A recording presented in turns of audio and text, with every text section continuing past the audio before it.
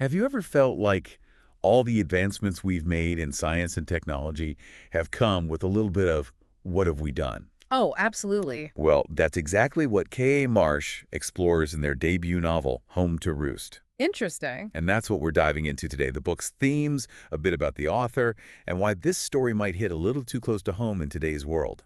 Well, it's fascinating, isn't it, how this book uses fiction to look at a very real fear we all seem to have.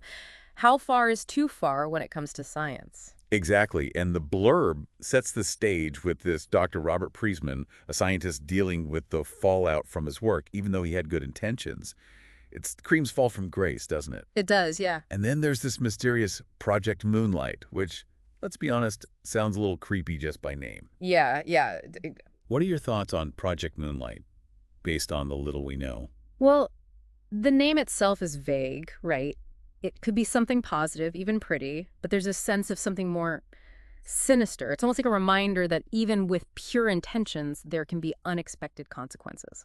And speaking of consequences, we can't forget about the Palefares. Right. Without spoiling anything, they seem to be the ones most affected by whatever Project Moonlight turned out to be. Yeah, it really makes you think about a question that comes up a lot with scientific discoveries. Who benefits and who suffers when things go wrong? Which, to your point, is a question a lot of us are asking right now, even outside of the book. But let's talk about the author, K A Marsh. I find it interesting they're a self-taught artist. It makes you wonder, does that background shape how someone approaches writing a story? Without a doubt. You combine that artistic background with 20 years of experience working in the UK criminal justice system. It suggests an understanding of social interactions, power dynamics, and the impact of social issues on real people. This isn't just theory for Marsh, it comes from a place of experience. It makes you think about how Home to Roost could be a reflection of those experiences, right? So for everyone listening, you might be thinking, this sounds intriguing, but why should I care? What would you say to them? Home to Roost is more than just another dystopian story. It acts as a mirror to the anxieties we have about the world we're shaping.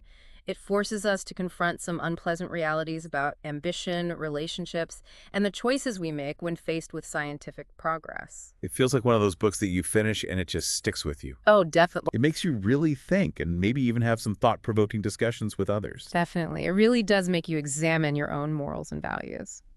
As you start reading Home to Roost, here's a question to keep in mind. Imagine you're in Dr. Priestman's position. How would you deal with the unintended consequences of your own creations?